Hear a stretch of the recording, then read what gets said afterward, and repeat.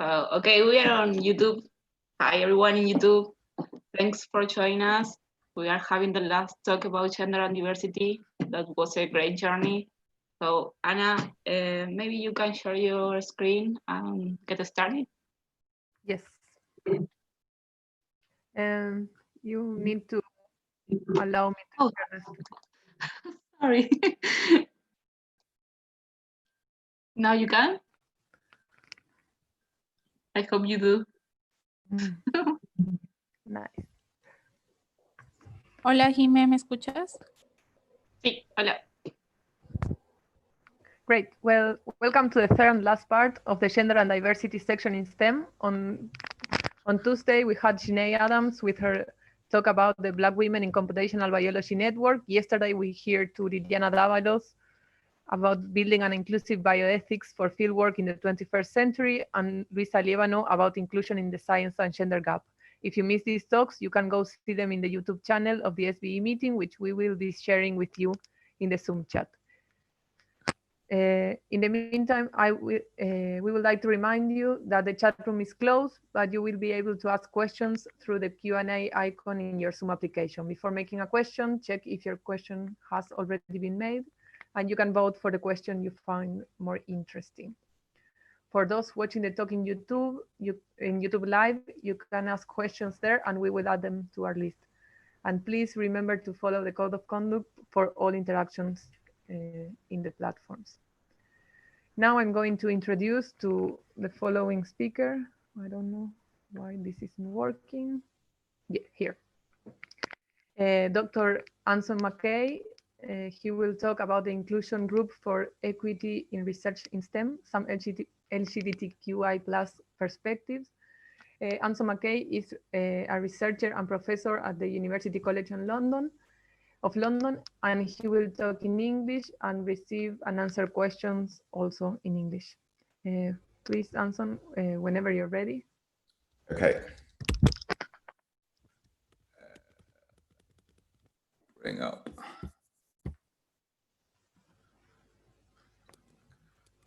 Zoom, and then share screen, yeah?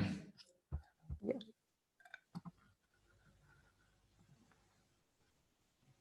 Okay, does that work? Yeah, I can see it. Okay, brilliant. So thank you very much for inviting me to come and give this presentation. And today I'm going to talk about an organization, a campaigning group called the Inclusion Group for Equity in Research in STEM, or TIGERS. We're a campaigning group that really only came about in 2019, last year.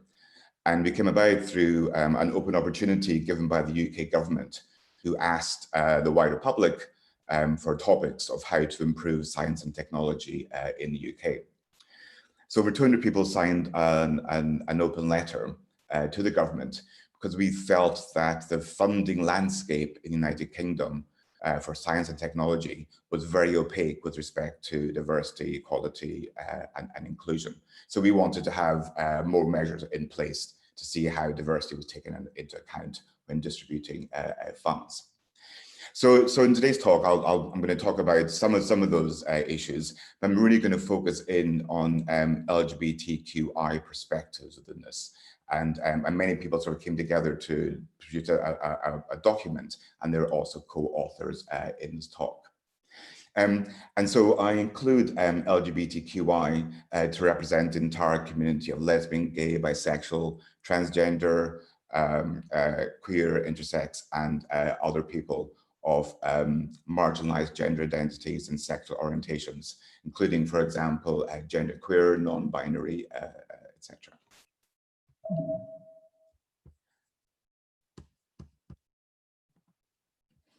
Okay, so the mission of TIGERS is really to build an inclusive network of students and professionals in STEM. And STEM here is taken to mean science, technology, engineering, maths, medicine. So it includes biology, biodiversity, computational biology, etc. And we want to improve like sort of equality, diversity, inclusion within STEM through campaigning with the government or in public, etc.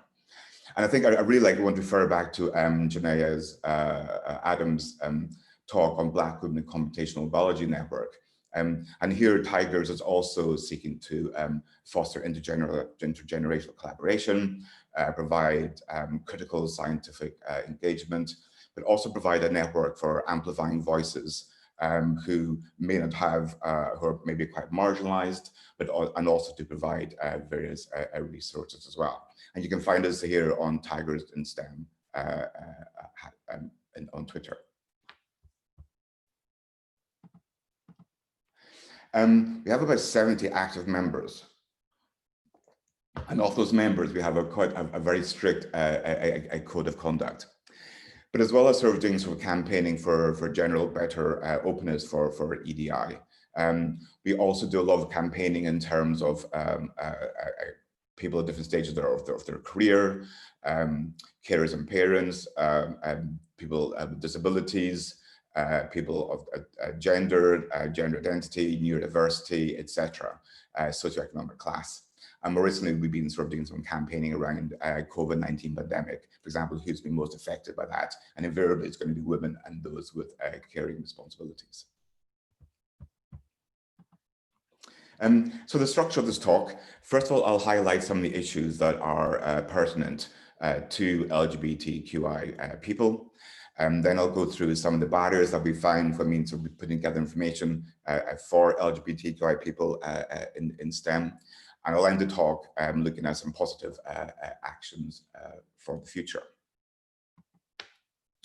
So first of all, what are these sort of heteronormative assumptions in STEM? So the idea of heteronormativity kind of sort of highlights that, you know, STEM is really a world where heterosexuality is the norm and the gender binary is also the norm as well. And this means that as an LGBTI community, we're often excluded from that environment. But the LGBTI community, we're very varied and we're very diverse and we've got varied needs. And all too often, like, so even if we're talking about, for example, gay men, well, gay men can be white, and that's ignoring intersexual issues, for example, if you're Black and LGBTQI. And also there may be sort of many multiple challenges as well. So you could be LGBTQI, but also from a lower socioeconomic background, or you may have a disability, etc.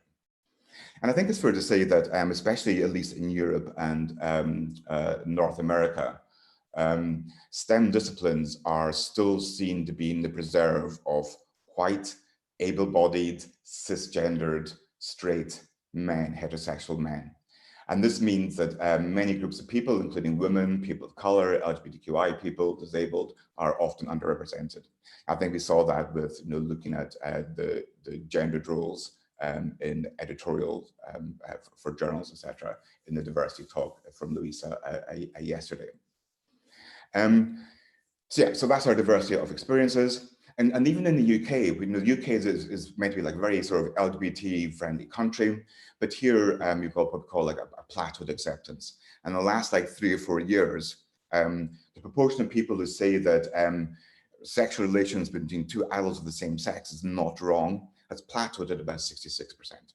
So about 1/3 of people still think it's wrong, and that's a fairly large minority. And also the many negative experiences as well.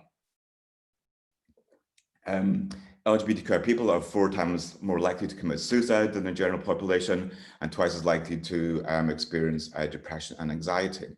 And if you can imagine, you've got to sort of navigate this sort of heteronormative environment in science, which is very much male, very much white, etc., then that does cause undue stress on you as a person. So again, these are some of the issues. So in terms of some of the barriers that we see, so UKRI, this is United Kingdom Research and Innovation. This is the main way that the UK government distributes money for research and technology. And it distributes about $9 billion a year. This is a large amount of money. And it does collect data on, for example, gender, ethnicity, disability, and age. It doesn't collect any data on sexual orientation, doesn't collect any data on gender identity. So really, you know, we don't know whether we've got biases for these groups of communities of people in terms of obtaining a research funding. And why this is important. So if you look at the graph on the right, here we have differences in award rate by role for gender ethnicity in 2018. And when the graph goes to the left, for example, here for ethnicity, this is telling us that PI means principal investigator, that, for example, a person of color in the UK is 9% less likely to get an award than a white person. So that's a major significant bias there. And for women, if you're a PI in last year, you're 2% likely to get an award than your male counterpart. Now, fellow for women here looks quite high, but the number of fellows is actually very small. And this is just 1 year's data. If we look at broader trends, then generally the biases are greater. And I think, this sort of talks also to Louisa's talk yesterday, that gender is still an issue of underrepresentation. And she talked about how we have very few female editors-in-chiefs of journals, because to be an editor-in-chief, you have to be the top of your field. Then if you're not going to be getting the grant money in the first place, it's hard to get to the top of your field. So these, these biases are coming from fairly early on. So other discrimination barriers. In the UK, a coalition of the Institute of Physics, the Royal Astronomical Society, and the Royal Society of Chemistry, they got together to represent all of the physical sciences, pardon me, in the UK. And they were looking to see, like, what is the workplace like in the last couple of years for LGBT plus physical scientists. They got back over 1,000 questionnaires, and they also, this is supplemented by 12 really in-depth interviews. And some of the sort of key findings, I think, were sort of quite surprising. A significantly higher proportion of people who are LGBT plus are more likely to leave their workplace than if they were straight. I think what's even more surprising for me was who was out at work. Now, the UK, again, is meant to be a very sort of gay-friendly place, but only about 14% of people who identify as being bi or pansexual are actually out of work. Only 2/5 of people who are gay are actually out of work.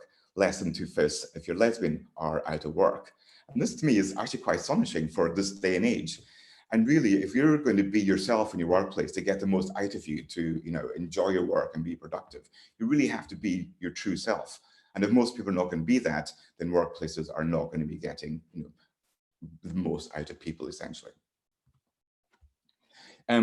They also sort of have some more data here, and I guess some of the the surprising statistics again are that for example, 40% of people working inside academia do not have any access to workplace LGBT plus network. So again, people can feel sort of, I think, very isolated, and I think that is one of the reasons why people who are LGBT may be thinking about leaving their employment, because they don't have this kind of sort of a community feel about it. I want to move now on to proposal gatekeeping. Now, I don't know whether this is unique to the United Kingdom, but this is certainly the way that the majority of our grant proposals are at the moment, how they go through a review process. So the UK government distributes about $9 billion a year, but the demand for this is way, way much more than that. And so the lots of successful proposals are graded 8, 9 out of 10 that just don't get funded. So the UKRI asked universities to provide the first barrier for submitting proposals. And the way that it does this is that, for example, I've given here an example of a research organization, University College London, that's where I work, UCL, but also the University of Aberdeen up in Scotland. University College London, when they're applying to one of the research councils that's funded by UKRI, is called the National Environment Research Council. This is what funds ecology, environmental work, biology, etc. UCL put in 52 applications a couple of years ago. 16% were successful. That was a 31% success rate. And that's over this cap of 20%. So we can submit however many proposals we like. That's fine. Aberdeen, however, out of 17 proposals, only 2 were successful. And that meant their success rate is way under 20%. So they're actually capped at only submitting 2 proposals per year for 3 years to UKRI. So within university, who are Aberdeen going to submit for those successful proposals? Now, if most proposals successful are white men, then they're not going to take the chance and let a woman submit, or someone of color, for example, or it's going to be more unlikely. Key thing is we don't know. We don't know how these biases are being instigated at the university level. And we see this as being one of the most insidious issues linked to a lack of diversity statistics. We may also have biasing with interviews as well. Now, we know that interview panels are more likely to discriminate against women, people of color, disabled. We know that. And they're also more likely to discriminate, for example, if you're gender queer, you're non-conforming, if you're transgender, etc. In the same way. And we have concrete evidence or instances where people have gone for interview, for example, to an UKRI, what we call Future Leader Fellowship, and been told to butch up, use male pronouns while being pre-screened for grant applications. And this is absolutely appalling. So again, we have this like sort of institutional biases against LGBTQI people when applying for funding opportunities. We also have barriers when we're coming to sort of undertaking research and doing conferences and fieldwork. Now, there are a lot of things to unpack here. And from the outset, what I'm definitely not saying, I'm not saying that if you're a principal investigator, you can do work wherever you like. That's completely up to you. And we can see from this map from ILGA, the International Lesbian, Gay, Bisexual, Trans and Intersex Association, that where we have red, dark red, orange here, these are countries which have a legislation that is not LGBT friendly, where homosexuality may be punishable by imprisonment or maybe even by death. If you're a PI, you choose to do work in one of those countries, that's absolutely fine. However, if you're going to be employing postdoctoral researchers, PhD people, or technicians, the onus is on you to understand the potential threats of those that your staff may be put under. And I think that is really, really important, and risk assessments need to be filled in with that. And I know from my own experience, when I go to a country that is less LGBT friendly, or wherever you go, you're always going to ask the question, are you married? And so you immediately have to take this decision. Okay, I either say, no, I'm not because I'm gay and maybe marriage isn't legalized where you are. And immediately they say, well, why not? Then do you come out or do you lie? And that's always the thing you face every time you go abroad and you're doing field work, just every single time. So, lying is not nice. It's not, I don't do it, I try not to do it ever, but that's kind of the situation that you're in. There are intersectional issues, for example, to do with LGBTQI plus and ethnicity, or maybe to do with your religion, for example, and these may compound each other and make it worse depending on the country you're going to. You may be, for example, you may be a gay man and HIV, and therefore you're taking medication for antiretrovirals, or you may be transgender and you're taking hormones as part of that treatment. And so immediately your medication is going to add you as being LGBTQ plus. Also your social media, your phones, etc., they could be searched. For transgender people, the name of your passport may be different from the name of your travel documents. Also, many UK universities also have overseas campuses now as well. And we have to consider that when we're sending UK staff out to overseas campuses which have explicitly anti-homosexual legislation, then what are we doing to our staff and students by sending them there? I think those are important issues to consider. And I really liked Liana Davalos' talk yesterday about the positionality of yourself when you go to another country to undertake research. Yeah, this is a wonderful talk. But if you're LGBTQ plus, you've got this extra positionality of what you do with your sexuality or your gender identity. Do you reveal it to everyone who you work with?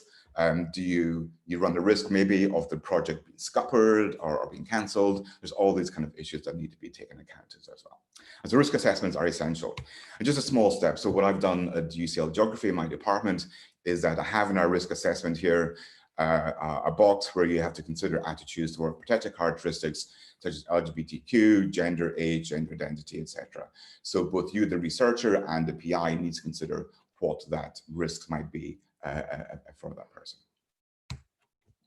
And just to sort of look at networking, and if you're in STEM, you're a researcher, you want to go out, networking is a really important part of what we do in science. Everything is interdisciplinary, transdisciplinary. These networks are incredibly important. And a network that's international is also incredibly important as well. For example, if you're an earlier career researcher and you're looking for employment, you may want to go to a big international conference. You can meet potential principal investigators. I know, for example, at UCL, having an international network as part of the promotion criteria, what's your international standing? So that can be very important. And we know that from UKI, these prestigious fellowships, the Future Leader Fellowships, also one of the criteria there is building an international network. But that might be more problematic if you're working in an area which is perhaps more, or is perhaps more LGBT unfriendly than others. And so again, when you're LGBT plus, sometimes building a network and keeping the network there after you've come out, you've done this sort of coming out process, can be more challenging. And finally, transgender people might have specific issues as well. For example, if you're actually going through, for example, a gender reassignment surgery, you may have medical reasons in your CV, and those medical reasons may be challenging to overcome and maybe sort of quite large gaps in your CV. Also, routinely, some of the procedures that they're going through are complex, and they may lead to complications. And again, that will be reflective on your CV and maybe prevent you from going abroad for periods of time or recovering from surgery, etc. Name changing is an interesting one that also has links into gender as well. If you're a woman, do you change your name to the man's surname, which is very common, for example, in the UK. And if you're transgender and you change your name to a live name from a dead name, then how do you then collate all your citations, which may be important when you've got your CV and applying for a job. And so in a sense, when you're applying for a job, trans identities are almost impossible not to disclose on an application. Therefore, does that mean that when other applications are does that cause some bias as well? So just spend the last couple of minutes looking at some positive actions. So I think it's really important for organizations, whether it's at the university level or whether it's at the departmental level or a learning society and organizational level, it's really important to build a welcoming LGBT plus communities. And for example, at UCL, we have a thing called Out of UCL, and this is the UCL staff network. So, we meet every term for lunch that's provided by the university. We organize a seminar, a series of talks. We also, we were one of the largest floats at last year's Pride. The university helped fund that, and all that kind of thing. So that's incredibly important. And the departmental level as well, between staff and students, is really important. So I'm a geographer by biogeography ecologist by training. So I set up an out in geography network for staff and students. The law faculty at UCL have this wonderful organization called Outlaws for staff and students for LGBT+, and anthropology have Queer Amt. So again, building those communities is a really nice way to make people feel kind of a part, belonging. I think also that inclusive policies really need to be drawn up as well. This is very important for learners' societies. So the British Ecological Society have recently built up an LGBT plus network, which has its own Facebook page, etc. And so that's a bit more welcoming, I think, for ecologists. I think it's important to build a very strong and enforceable code of conduct. So if someone does transcend the code of conduct, then they are reprimanded. Training is incredibly important for learning about, for example, transgender experiences, LGBT plus experiences. Not everyone knows a transgender or a gay or a lesbian person. And so having training that can help people understand what we might be going through is really important, and important for managers who are distributing funds, etc. And I think also to treat LGBTQ plus harassment as scientific misconduct. So if you go to a conference and you're harassed through homophobic, transphobic action, then that person should really be ejected from that conference then and possibly forever. Okay, very last slide. So bringing all together this information from all the LGBT tigers, we produce this document that I think has been made accessible through the Discord chat line. We've got this barriers document. We've also produced a barriers document for the women face in STEM, in science, technology, engineering, mathematics, and medicine, and also that disabled people also face in STEM as well. And we're currently writing one to do with race and ethnicity too. Okay, thank you very much.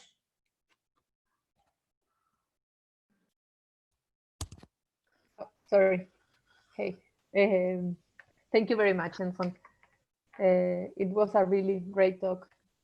I have a few questions from the question and answer application here. Okay. How can we get more involved with tigers besides spreading the word about your group? Oh, yeah, so if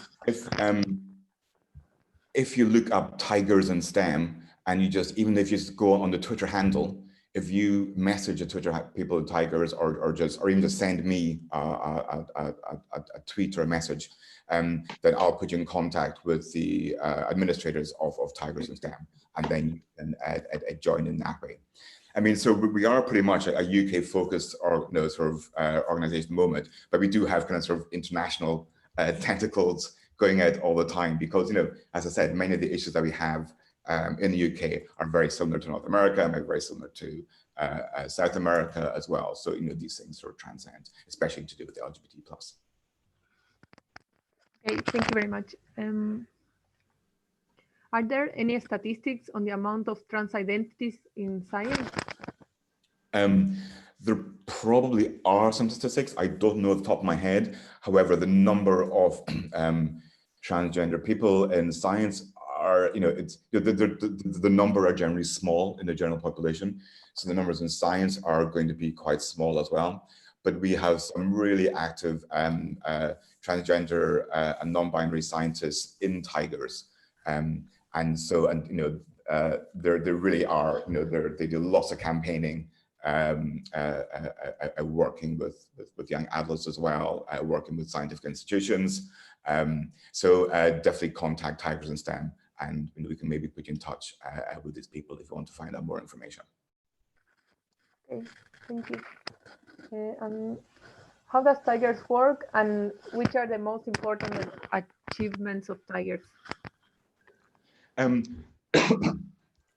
So I guess one of the big achievements of Tigers is, so our whole raison d'etre was to campaign for equality, diversity, inclusion to be more transparent for how the UK disperses its funds to science and technology. And so we've been kind of sort of niggling UKRI for the last kind of sort of year and a half to produce better data.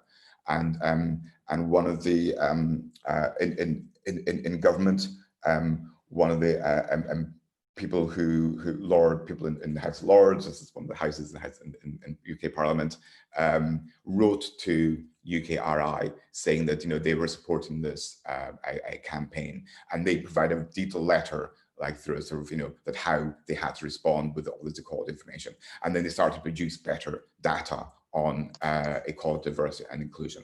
So there's still a long way to go yet. And some of the and they had a big new report that came out in June.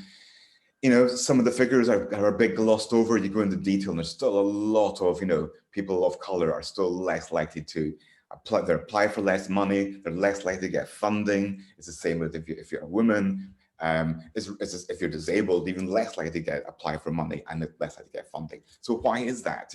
Why are these structural biases there? And if you don't have the data, we can't do anything about it. So now we're getting the data. This is how we think that we can now make real inroads into that. So I think that's one of our big achievements. Our goal was to do this, and our goal was kind of met after about a year, and we're still working on making that even better. Sure. So I have here one from Alexander. He said that, do you consider that in the near future we will achieve equality and inclusion? I think that we will achieve better equality and inclusion.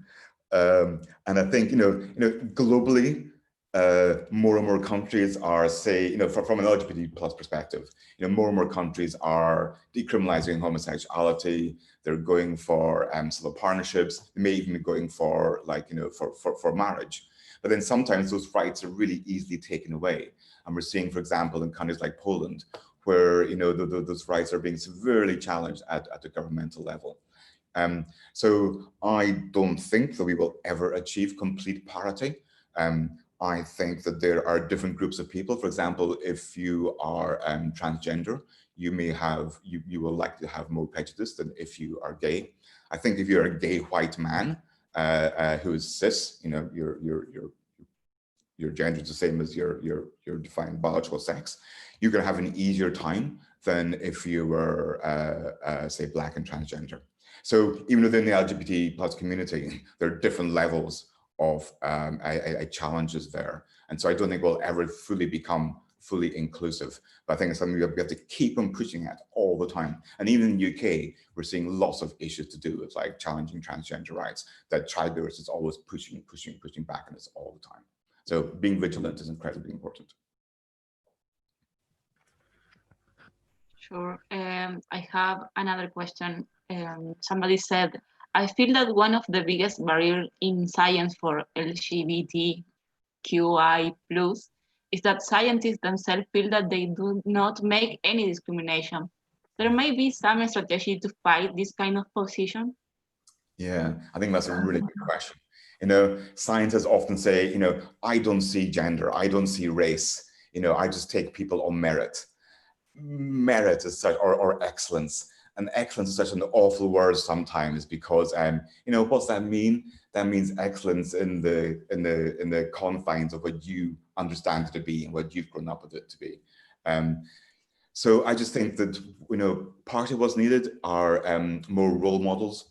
So in one sense, so I'm quite senior, I'm a professor, I'm a vice dean for equality, diversity, and inclusion at UCL, so I'm quite senior, and I'm always banging on about being gay.